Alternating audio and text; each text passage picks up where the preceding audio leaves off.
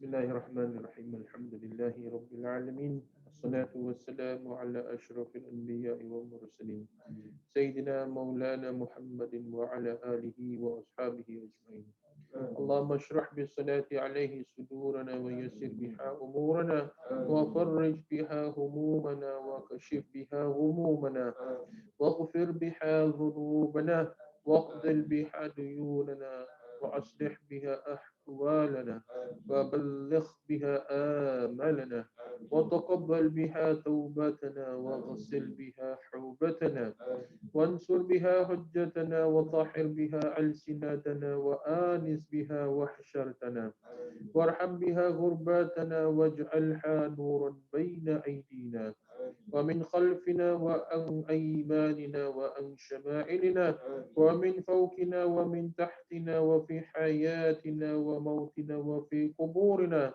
وحشرنا ونشرنا وذل يوم القيامة على رؤوسنا وثقل بها يا ربي موازين حسناتنا وآدم بركاتها علينا حتى نلقى نبينا وسيدنا محمد صلى الله عليه وسلم خاص ونحن آمنون مطمئنون فره مستبشرون ولا تفرق بيننا وبينه حتى تدخلنا ودخله وتوين إلى جواهه الكريم مع الذين أنعمت عليهم من النبيين والصديقين والشهداء والصالحين وحسن أولئك الرفيق اللهم إنا آمنا به صلى الله عليه وسلم ولم نره فمطعنا اللهم في دارين برعيته وثبت قلوبنا على محبته واستعملنا على سنته وتوفنا على ملته واحشمنا في زمرته الناجية وحزبه المفلحين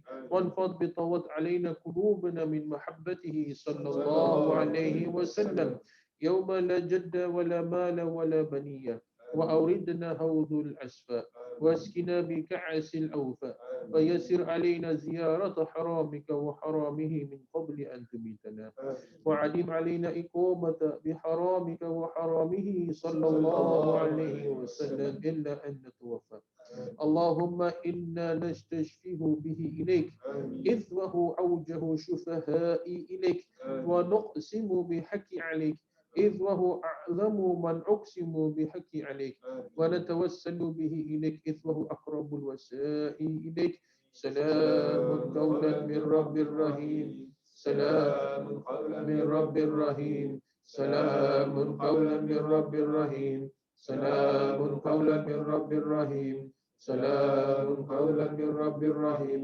سلام قولا من رب رحيم سلام قولا من رب رحيم سلام قولا من رب رحيم سلام قولا من رب رحيم سلام قولا من رب رحيم سلام قولا من رب رحيم.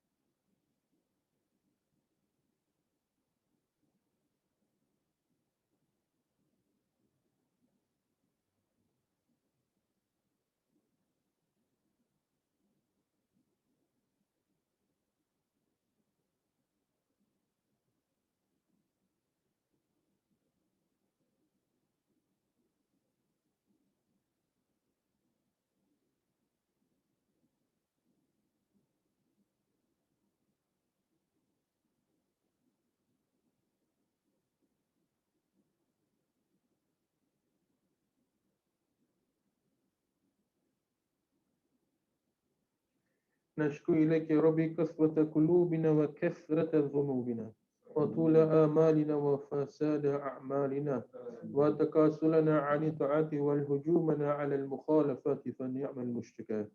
إلهي أنت يا ربي بك ننتصر على أعدائنا وأنفسنا فانصرنا على فضلك نتوكل في صلاحنا ولا تكلنا إلى غيرك يا ربنا وإلى جناب رسولك صلى الله عليه وسلم ننتسب فلا تبعدنا وببابك ناكف فلا تضرنا وإياك نسأل فلا تخيبنا اللهم ارحم تضرعنا وآمن خوفنا وتقبل أعمالنا وأصلح أحوالنا وبلغ واجعل بطاعاتك اشتغالنا وإلى الخير مالنا وحك بزعادة آمالنا واختم بالسعادة آجالنا هذا الدون الظاهر بين يديك وحل هنا لا يخفى عليك أمرتنا فارتقينا ونحيتنا فارتكبنا ولا يسهل إلا أفؤك فاعف عنا يا خير المعمول وأكرم المسؤول إنك عفو كريم ورعوف رحيم يا أرحم الراحمين يا أرحم الراحمين يا أرحم الراحمين فرج على المسلمين يا أرحم الراحمين يا أرحم الراحمين يا أرحم الراحمين فرج على المسلمين يا أرحم الراحمين يا أرحم الراحمين يا أرحم الراحمين فرج على المسلمين وصلى الله على سيدنا مولانا محمد النبي الكريم الحمد لله رب العالمين صلى الله على محمد صلى الله عليه وسلم صلى الله على محمد صلى الله عليه وسلم صلى الله على محمد يا ربي صل عليه وسلم اللهم صل وسلم وبارك عليه الحمد لله ثم الحمد لله الصلاة والسلام على رسول الله سيدنا مولانا محمد بن عبد الله نور من نور الله. Beloved seekers, Assalamu alaikum wa rahmatullahi wa barakatuhu. Alhamdulillah, we live in a time that we are constantly being challenged uh, with situations and places or things and circumstances that question our belief in our faith with Allah subhanahu wa ta'ala. Our tawheed, in that sense, is now in a state that we think we are so sanitized that we've forgotten that we have uh, plagued our tawheed with modern waswasa, with modern doubts. Um, we forget that Allah subhanahu wa ta'ala have created every single people and every single thing for a purpose. Nothing is created without or out of vanity.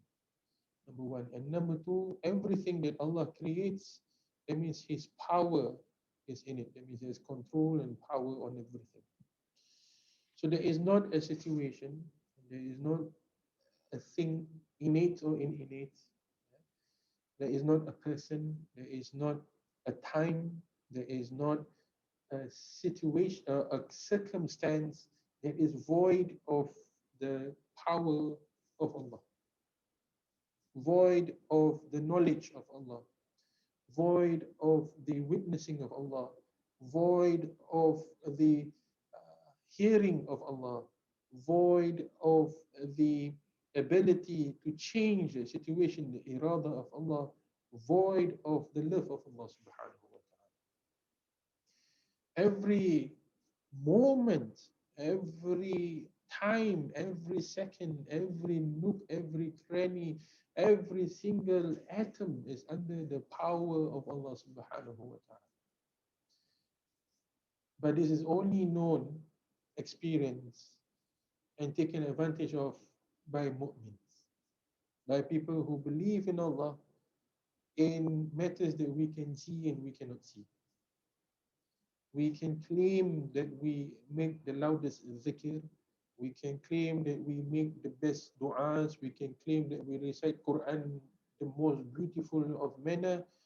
But when it comes a situation and it voids this understanding that I have just explained, means we are still external in our practices. For those who are qad aflah al-mu'minun, those who Allah has given success to the mu'mins, are those who are constantly khushu in everything. Khushu in what? Khushu in the knowledge that Allah is constantly witnessing us. Allah's power is always over us. Allah's power is always controlling everything. There is nowhere that we can, no way, nowhere, no how can we escape Allah. For wherever so you turn, there is the face of dialogue. And we must feel and experience this love, presence, hearing, etc. within us. That's why Allah subhanahu wa ta'ala has mentioned that I'm closer to you than your jugular vein. It's not his zat we're talking about. It is his what? His power above all of our souls, above all of our nafsu, above all of our anxiety, above all of our stray thoughts, above all of everything. There is the power of Allah's love that is deep, buried deep within us. Because Allah subhanahu wa ta'ala has mentioned, we have blown our ruh into you, which means He is the one that has the power over the ruh. And the way to that ruh is through the ways of the religion that has been brought by the Prophet sallallahu alaihi wasallam. As Allah has mentioned in the Holy Quran, قُلْ إِن كُنْتُمْ تُحِبُّونَ اللَّهَ فَاتَّبِعُونِي يُحْبِبْكُمُ اللَّهُ. Say, if you love Allah, then the way to love Allah is through my way, the way of the Holy Prophet sallallahu alaihi wasallam, and the way of forgiveness is the way of love of Holy Prophet sallallahu alaihi wasallam. This is the da'wat, the remedy to our problems today. We think we can encapsulate Allah in our knowledge. We need knowledge for framework, but you can never truly know Allah. Those are frameworks so that you don't cross your boundaries. But the funny thing is, with those frameworks, we have crossed the boundaries as well, because we have cast doubts on the possibility of Allah's power, on the possibility of how Allah can intervene. Allah subhanahu wa ta'ala has mentioned in the Holy Quran, He is constantly at work. Not that He goes to work like us, which means He has never created us and left us to our own. Which means He's constantly, His hand of rahmah and His hands of majesty is always needing the descendants of Adam and the place that we're in. Allah is not limited by time or space. So when you're in a remembering Allah, you're remembering someone who is not limited by time or space. So don't limit the possibility like how you are limited. We are limited, He is not.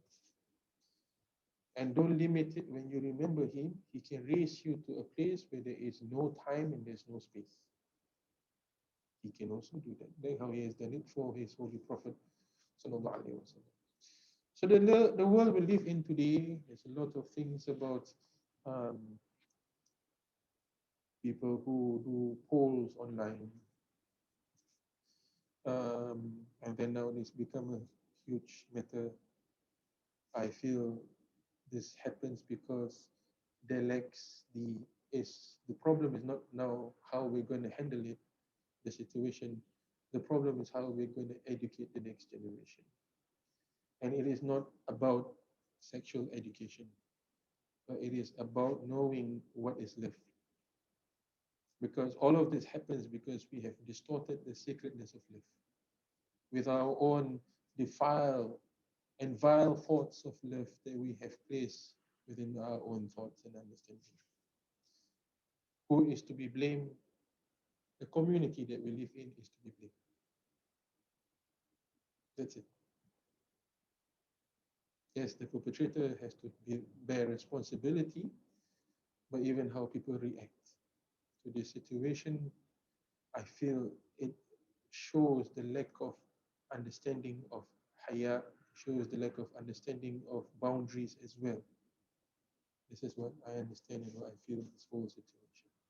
And it shows the lack of understanding of sacredness of people, sacredness of knowledge that should be embodied by religious teachers. It's not about um, knowing your boundaries, it's about knowing your sacredness. This is religion. There's a difference. When we talk about sexual education, it's not sexual education, but it is about knowing your sacredness. When we understand how sacred we are, because Allah subhanahu wa ta'ala has mentioned that I have created Adam as the Khalifa of this earth, it's not about knowing only his boundaries, but the boundaries are products of sacredness.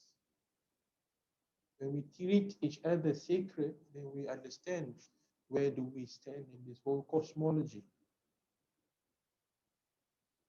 And then the importance of intimacy becomes sacred, and then we won't defile it with demonic thoughts and vile thoughts that this world has tempted us with through shaitan, through the root of our carnal desires. So what is important is that we should start to treat each other with sacredness.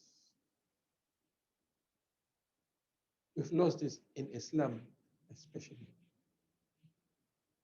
We've lost sacredness. Sacredness in clothing, sacredness in language, sacredness in things, in people, in environment. We're just trying to deal things as KPI. This has happened. I need to release a press statement. I need to show that I'm into the situation. I'm handling the situation.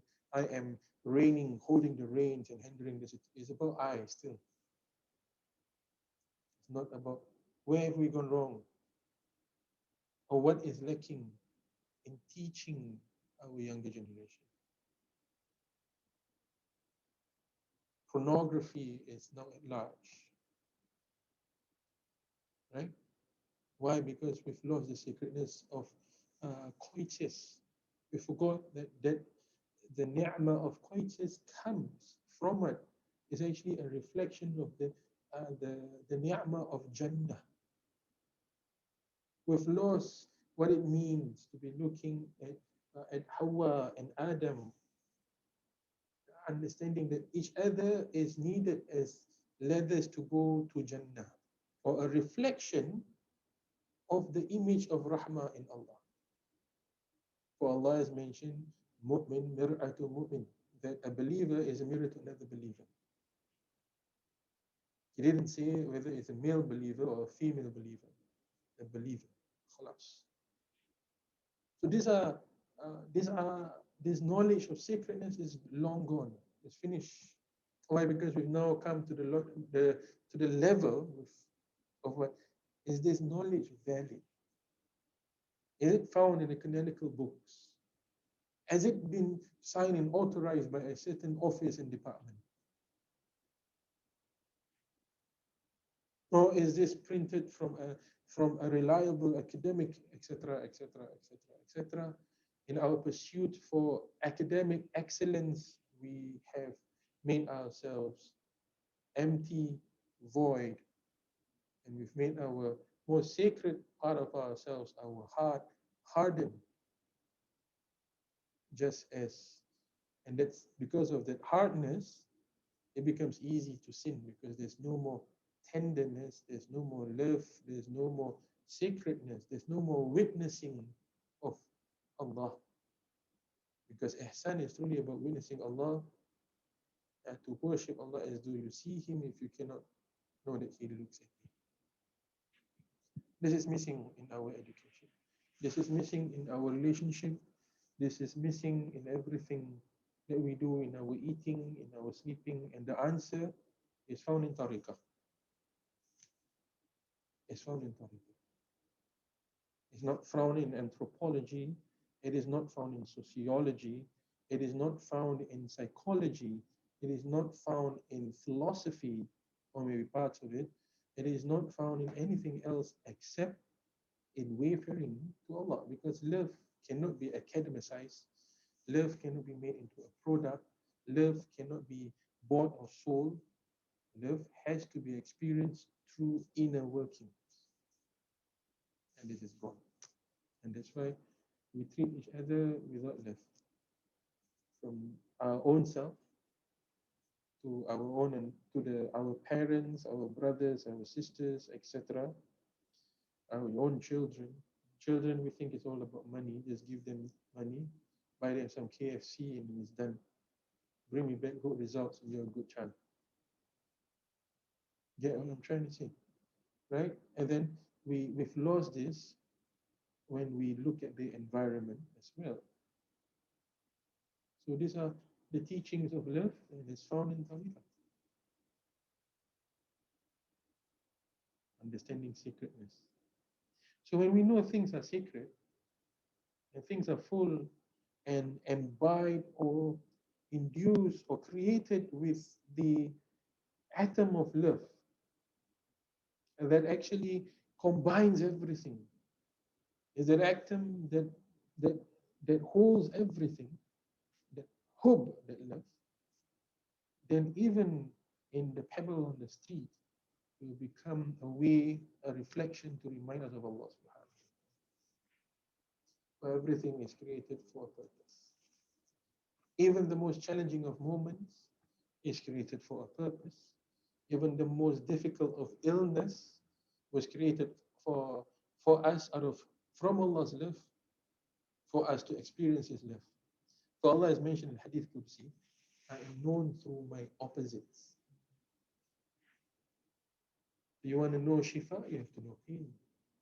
You want to know forgiveness, you have to know and the path of seeking forgiveness coming out of your programs and characteristics of sinning. If you want to know sacredness, then we have to relieve ourselves from this dunya and all of its what, all of its deed. And that's what tahara is truly about. So in this short sohbah, I've been very quiet about all of this incident. I guess today we'll just speak a bit about it. And the tajalli of love that comes from the silsila is really important.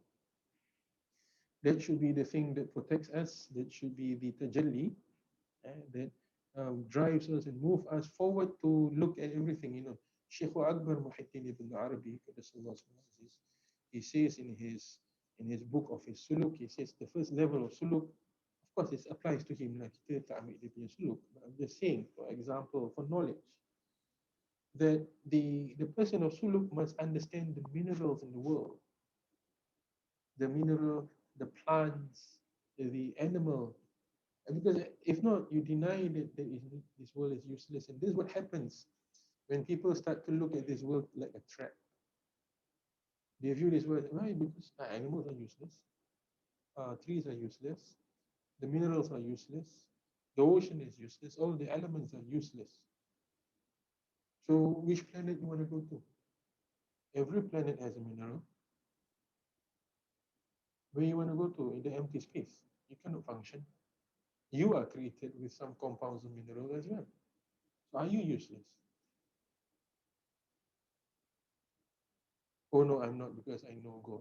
If you know God, then you won't see anything that He has created as being useless. There was once a Sufi that was walking and he saw a swine. And he was like, he said, you know, you are better than me. And then someone asked him, why do you say that to the swine? He says, because even that swine reminds me of the Sharia, and he has not sinned, whereas I have. In that state of humility, we brought ourselves down. But when we bring ourselves down to humility, we rise higher than the malaika, because it is a process of mujahadah. So when you bring yourself down, also know that Allah is bringing you up. But don't do it action. You know, you put on a show. Oh, I'm being humble. I'm being humble. Well, that is the work of the devil. The devil can portray humility, but inwardly, he feels he is better and superior than everything else. And that's what the world today is about. It's about showing on TikTok, it's about showing on all of the Instagram or whatever it is, I'm humble. Call it humble bragging in today's world. Two words that cannot go together, humility and bragging. But in today's world, that's how, the satanic whispering works. Yeah, it can go together, humble bragging.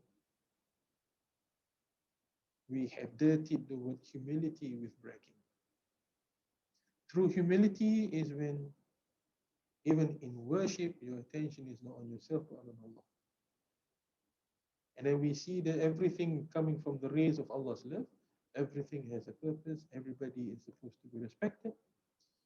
But that does not mean that, you know, orang Melayu kata kasih muka naik kepala lah. If you have children, they need to be disciplined, you discipline them. If you have brothers and sisters that needs to be reminded, and they should be reminded, and that comes from the intention of love to bring them to a point of love. Everything is done in that process, inshallah. And that is based on the ayat. Say if you love Allah, then follow my way. But be only. Allah knows best, and Allah knows everything. So we're just sharing from a bit of what we have understood. I hope that this will realign us in the way that we do our work, in the way we think, in the way we set intention every day, in the way that we start to see how even the smallest things that manifest in our lives is coming from the fountain of Allah's love for us. The love is Allah, the fountain is the Prophet sallallahu alaihi wasallam, and so we get inna a'tainaka al-kawthar fasalli li rabbika wanhar inna shani'aka huwal abtar.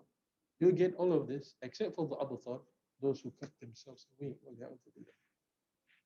May we not be the ones who cut away from the fountain of Prophet's love, Allah's love, and the love of the Silsila, inshallah.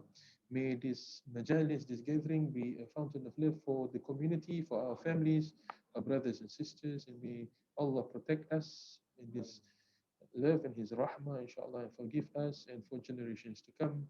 Ameen, Ameen, Ya Rabbil Alamin. Alhamdulillah, so we've come to the end of the majlis. I'd like to thank everybody for tuning in. And I hope and pray that we uh, can come again for Majlis, inshallah, and we can gather for Majlis soon, like we used to be. And I hope that Allah will protect all of us. Stay safe, inshallah. So I'd like to thank everybody. And if you'd like to support us in the donation for Being Center, you can do so via the donation link at the BC website. And thank you all who have been contributing. And I'd like to thank and that this will help us to carry on with our work, inshallah. And we hope to see you soon, next Thursday. And if you have missed the Zikir, you can go back to YouTube. There's always many Zikir to do. If you are feeling bored, not knowing what to do, or you need a break, if you miss BC, if you do, or the Khanka, there's always the YouTube. And there are many videos that we've done, the Maulid, we've uploaded all of them. There are how many 40 videos for Zikir. So Zikir, as long as you want, that kind of thing. We're always connected. You get what I'm trying to say? So the Khanka is 24/7. Make use of it. Right? Okay, thank you. Sorry.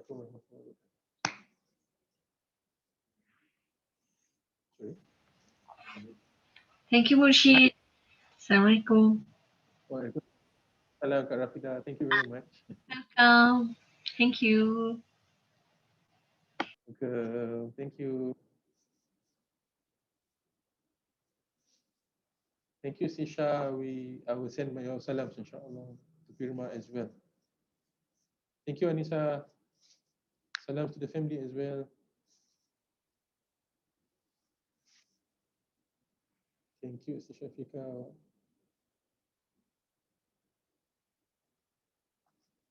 Thank you for the reminder. Yes, thank you, Farah. See you, inshallah, soon for Sati session. Thank you, Imran. Yes, inshallah, hope to see you soon as well, Imran. Thank you. Afika, yes, thank you for the session, Afika, Stone sister. Thank you, Sis Salima. Inshallah, see you soon.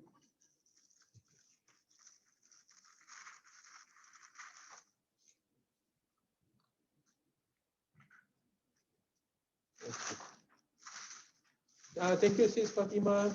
Sis Jannah, my salams to Ansari as well, please, and hugs and kisses to the children. Hope to meet you soon.